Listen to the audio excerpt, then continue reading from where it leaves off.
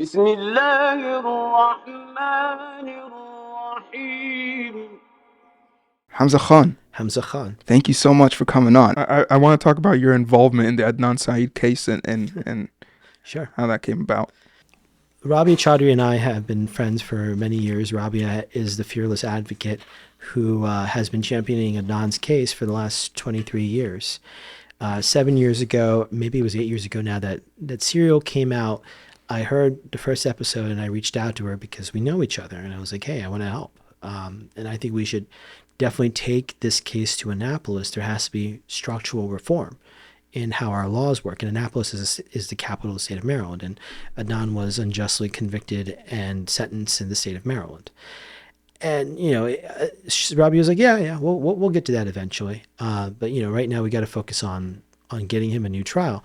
Well, we get him, not me, but Robbie gets him a new trial for sure through serial and all the efforts of like sleuths across the world. It became an international movement. And so the Court of Special Appeals, the secondary court in Maryland, granted him a new trial.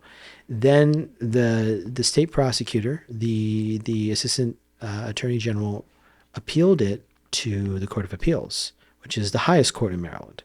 That's our Supreme Court.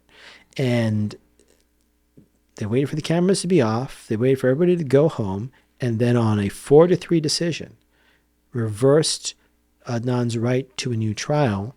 And for what they said was like, well, it's really a technicality here. He waived the right to effective counsel or some nonsense like that. Absolutely absurd. The right to effective counsel is, in my mind, an inviolate right. Everyone has that right. When you're in a criminal trial, you have the right to effective counsel. Does that literally mean the right to have counseling that works? The right, it means the right to an attorney who does their job right. Yeah, it means having an effective attorney. His attorney was dying of cancer, and his Was it a state? No. placed? It was a private attorney, actually. Okay. And she was a fantastic attorney. She got him a mistrial in the first trial. He had 2 trials. Second trial, her health was declining rapidly. She couldn't keep up with things. She was missing all kind of deadlines. And on top of that, as we recently found out, the prosecutors had hid evidence that could be exculpatory, meaning evidence that would have proven that it was likely someone else who committed the crime. And that attorney, by the way, to her credit, Attorney Gutierrez, in her dying days, had written a very strong letter to the prosecutor saying, we're still waiting on a lot of evidence that you still have not turned over. 2 alternative suspects with means, motive, and opportunity to have committed the crime. Wow. And you see the detective in this case who had put the bead on Adnan had a history of doing this to other cases, including somebody who was exonerated and the city of Baltimore had to pay $8 million to, because this detective had basically framed this dude to fit the case. And we have a pattern of this during the 90s in particular, where prosecutors and law enforcement, not all law enforcement and not all prosecutors, we have to get this out, some would deliberately frame a case because they needed conviction. And the case of Hae-Min Lee's murder, her very tragic and horrific murder, was like front page news in Baltimore for weeks and weeks. And it was embarrassing to the city. It was horrifying to everyday people. They needed to blame somebody. And do you know how many times Islam and being Muslim was mentioned in Adnan's trials? 300 times. In fact, at his bail hearing, this is actually what gets me really upset. In his bail hearing, the assistant state's attorney, the ASA, argued that Adnan should be held without bail because he is a Muslim and he is Pathan. And as a result of that, he believes in honor killings, and it's part of his culture to do honor killings, and he will abscond to Pakistan where honor killings are accepted and the norm. They made this argument in 1999. That was 3 years before 9/11. Wow. What's an honor killing?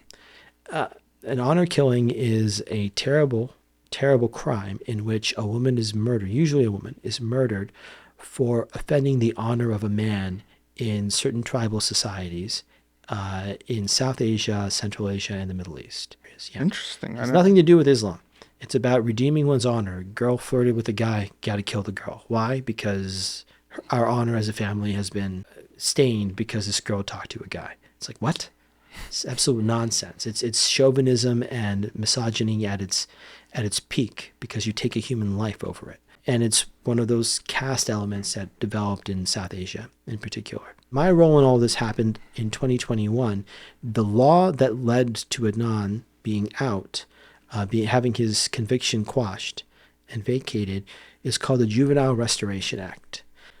The Supreme Court, I believe in 2012, it could be earlier, forgive me, ruled that no juvenile convicted of a crime should die in prison, that would be inhumane. It allows for resentencing of youth after 20 years served. And that's a lot of time. And the rate of repeat offense by a juvenile in the U.S., any kind of repeat offense, is less than 1%. Why is that? Because you had time to reflect on how wrong your actions were. Therefore, you are guaranteed a second chance. What happened here is that in 2021, I was the political captain, the legislative captain in charge of passing the JRA on behalf of the Maryland Juvenile Justice Coalition and as co-chair of the statewide organization Progressive Maryland's Judiciary Reform Task Force. These are two huge organizations that have worked for a very long time. So why did you have to work to pass the JRA in Maryland? Didn't the Supreme Court already pass it? Good question. The reason is because even if the Supreme Court rules something, in some cases, states have to still enact a law to be in compliance with the Supreme Court.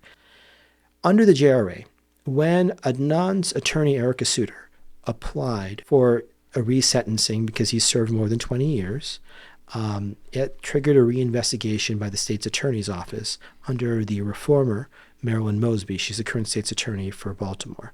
The reinvestigation finds exculpatory evidence. And as a result, last week, the prosecutor, the assistant state's attorney, Becky Feldman, and defense attorney, Erica Suter, put in front of a judge last Monday, the Monday before this one, a motion calling for the vacature of the conviction of Adnan Syed. I'm itching to ask you more questions about this case, but you want Rabia to talk about it, right? You know, I think that you should have Rabia Chaudhry on here. You should talk to Erica Suter, his attorney, and